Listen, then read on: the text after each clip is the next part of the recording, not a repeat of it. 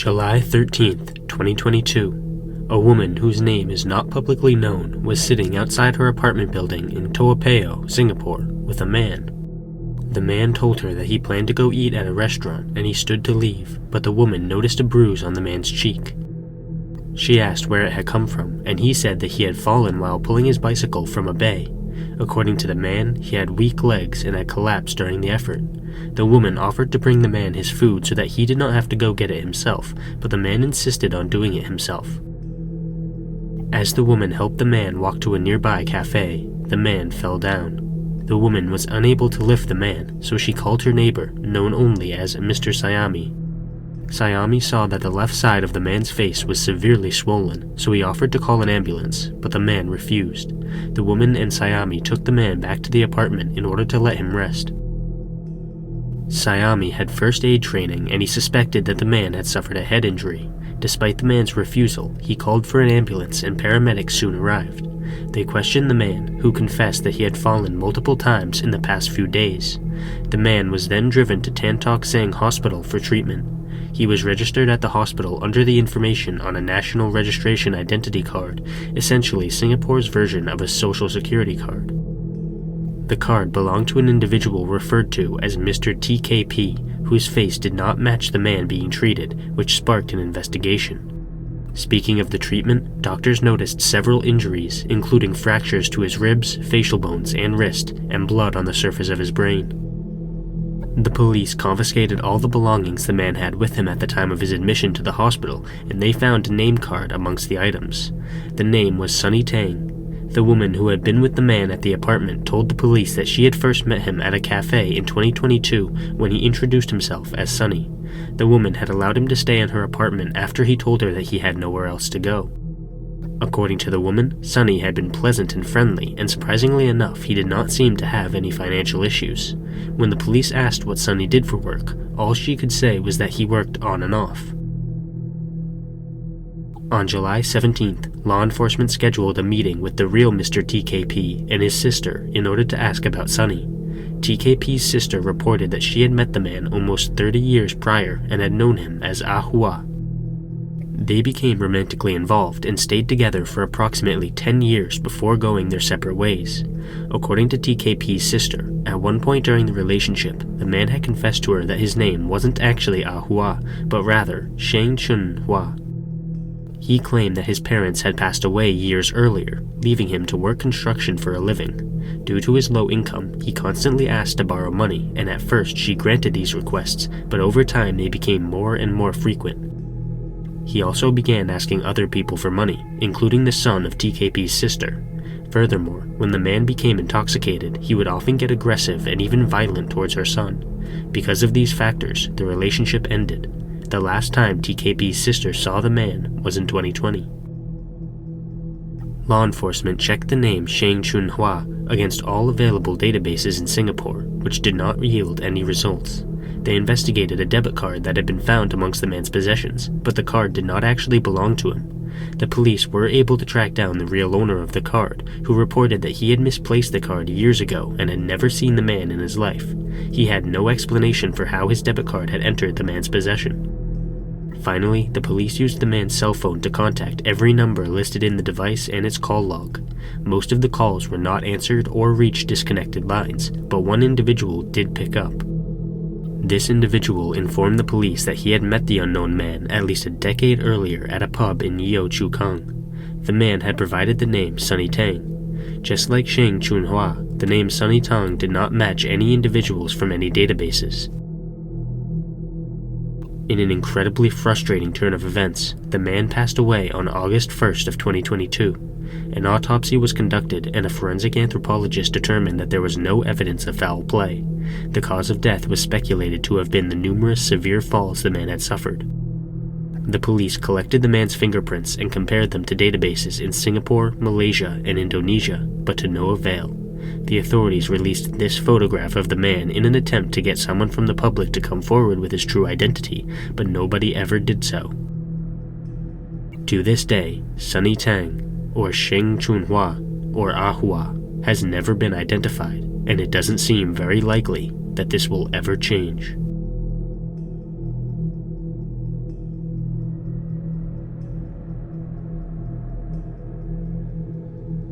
Click the join button to become a member today.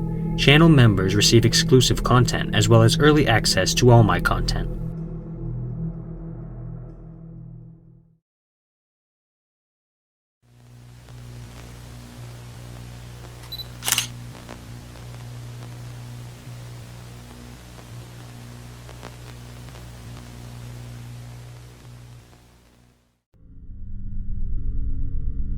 It was around 11:45 p.m. on February 22nd of 1946 when 25-year-old Jimmy Hollis and his 19-year-old girlfriend, Mary Jean Larry, parked on the side of an isolated road outside Texarkana, Texas. They had just watched a movie together and wanted to continue their night out on Lover's Lane. However, their evening was interrupted when a man appeared at the driver's side window. He was wearing a white cloth mask with eye holes and was shining a flashlight through the window. Jimmy told the man that he had the wrong car, and the man's response was downright chilling. "I don't want to kill you, fellow, so do what I say." Jimmy and Mary exited the vehicle, and Jimmy was ordered to remove his pants, which he promptly did. Following this, the man struck him twice on the head with a firearm, the blows so hard that they fractured his skull. Absolutely terrified and confused, Mary showed the man Jimmy's empty wallet, assuming he simply wanted to rob them. Instead, the man struck her on the head and then commanded her to run away. When she tried to run towards a nearby ditch, the man told her to go up the road instead. Mary came across an old car that was parked on the side of the road, but the vehicle was empty. Suddenly, the mysterious attacker appeared behind her and asked why she was running. When she responded that he had told her to, he accused her of lying and knocked her to the ground. He then proceeded to use the barrel of his firearm to SA Mary. After the attack, the poor girl ran half a mile to the nearest house, where she woke up the residents and called the police. Within half an hour, the county sheriff and 3 cops had arrived on scene, but the attacker had fled. Mary and Jimmy were both hospitalized for injuries to their skulls, but they ultimately survived the ordeal. When questioned by the authorities, they gave 2 different descriptions of the attacker. Mary claimed that the attacker had been a light-skinned African-American male, while Jimmy claimed he was a tan white male around 30 years old. The police actually accused Jimmy and Mary of knowing the identity of their attacker and claimed they were covering for him, but no arrests were made. On March 24th, a motorist was passing through a Lover's Lane in Bowie County, Texas, when he saw a parked car on the side of the road. He investigated the vehicle and found the dead bodies of 29-year-old Richard Griffin and his 17-year-old girlfriend, Polly Ann Moore. Richard's body was between the front seats on his knees, head resting on his crossed hands and his pockets inside out. Polly was face down in the back seat, and evidence suggested she had been moved there after being killed elsewhere. In fact, the police found a patch of dirt that was soaked with blood nearby, which suggested an execution site. This matched with their wounds, which included a single shot to the back of the head. A .32 caliber bullet casing was also found at the crime scene. Both victims had been fully clothed and there was no evidence of SA. However, the first attack in February and the subsequent attacks in March suggested something that was equally sickening as it was terrifying. Bowie County had a potential serial killer on their hands. This possibility was confirmed all too quickly. It was around 1:30 a.m. on April 14th when 17-year-old Paul Martin picked up 15-year-old Betty Booker from a musical performance at a club in Texarkana. Paul's body was found roughly 5 hours later, lying on its side next to North Park Road. He had received 4 gunshot wounds, 1 through the nose, 1 through his ribs from behind, 1 in his right hand, and 1 through the back of his neck. Following this discovery, a search party found Betty's corpse at around 11:30 a.m., almost 2 miles away from Paul's body. Betty was lying on her back behind a tree, fully clothed and posed with her right hand in the pocket of her overcoat. She had sustained 2 bullet wounds, one through the chest and one in the face. The murder weapon was determined to be the same .32 caliber that had been used in the previous killings. Paul's car was discovered about 3 miles away from Betty's corpse. It was parked outside Spring Lake Park with the keys in the ignition. The authorities were unable to determine who had been killed first, but it was obvious that both victims had fought back the entire time. On May 3rd, at some point before 9 p.m., 37-year-old Virgil Starks and his 36-year-old wife Katie were at home in their farmhouse roughly 10 miles northeast of Texarkana. Virgil was reading the newspaper in an armchair when he was shot twice in the back of the head through a closed window. After hearing the shattering glass, Katie entered the room, where she saw her husband stand up and then slump back down. Once she realized he was dead, she ran to the phone in order to call the police, but she was shot twice in the face through the same window as her husband. She fell, then got to her feet, and finally tried to retrieve a handgun from another room, but she was wounded and blind from her own blood. She heard the killer walking around the house, and she decided to flee through the front door instead, running barefoot across the street to her sister's house. However, her sister and brother-in-law were not home, so she was forced to run to another neighbor, where she explained that Virgil was dead. The neighbor, A.V. Prater, contacted another neighbor, Elmer Taylor, and the 2 men took Katie to Michael Meagher Hospital. Following the murder of Virgil Starks, police blockaded Highway 67 East and detained any men who were driving along the highway. Countless people were questioned, and the authorities used all available resources to scour the surrounding area for any more clues, but the killer was never found. By November of 1948, the police no longer believed the murder of Virgil Starks was connected to the other slayings due to the murder weapon being a .22 caliber in the Starks case. However, the other murders shocked the local community, as there was no rhyme or reason to them. The area had been considered very safe before the murders, the type of place where people could leave their doors unlocked, but the killings caused widespread hysteria. Local stores actually started selling out their locks, guns, ammunition, and even window shades. This panic had the reverse effect. Instead of making Texarkana a safer place, the abundance of firearms elevated fear within the community, and police officers were forced to take extra precautions when responding to calls. It took roughly 3 weeks for the fear and hysteria to start dying down, and things went fully back to normal after about 3 months.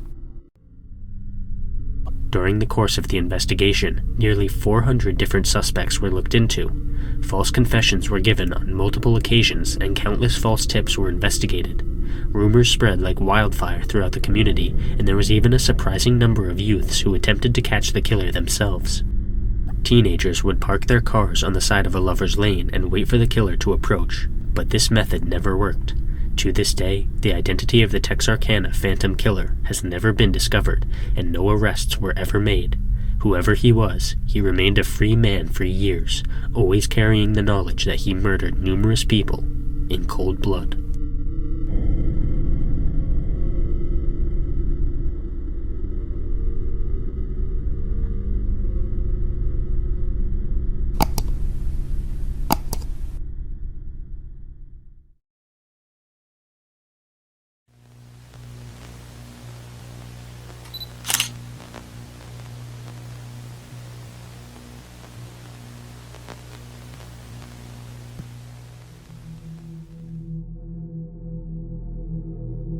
On October 4th of 1988, 11-year-old Annette Deanne Sagers went to a bus station in her hometown of Mount Holly, South Carolina. She was with her dog at the time, waiting for her ride to Westview Middle School, where she was attending the 6th grade. At approximately 7:20 a.m., the bus arrived, but Annette was nowhere to be seen. Her dog was still waiting at the station, but its owner had simply vanished. Thomas Stephen Malinowski, Annette's stepfather, did not realize she was missing until that afternoon when she failed to return home from school. He contacted the school and found out that she had never even attended classes at all that day. Thomas went to the bus station to look for his stepdaughter, and he found a handwritten note. The note was addressed to him, and it said, "Dad, Mom came back. I have to go with her. Give the boys lots of kisses and hugs, and also you too. Love, Annette. Handwriting experts determined that the note had in fact been written by Annette, but the contents of the note are highly cryptic, not to mention creepy. Just 1 year earlier, on November 21st of 1987, Annette's mother, Corinna Lynn Sagers Melanowski, had disappeared from the plantation directly behind the bus station her daughter vanished from. Sometime between 11 and 11:30 p.m., Corinna had been seen driving out of Mount Holly Plantation towards Highway 52 in Mount Holly, South Carolina.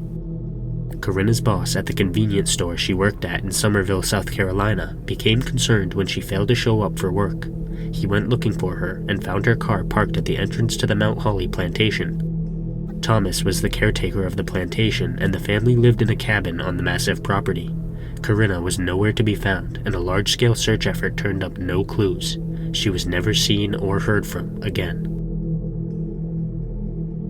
So what exactly happened to Corinna in 1987 and Annette in 1988? The authorities launched an investigation, but could not determine whether or not Corinna had actually returned to Mount Holly. There was speculation that Annette had known something about her mother's disappearance and was silenced in order to maintain the secret, but no hard evidence was ever found to support that theory. In the years following the two disappearances, Thomas's sons reported that he had fought with Corinna frequently and sometimes even violently, and he had supposedly been addicted to drugs.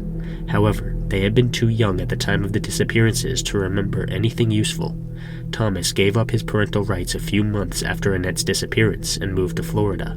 The boys entered the foster care system and were eventually adopted. Thomas maintained his innocence throughout the years, claiming to have no knowledge of his wife or stepdaughter's whereabouts. In the year 2000, authorities received an anonymous call that suggested they search for a body in Sumter County. Law enforcement used cadaver dogs in the area, but found nothing.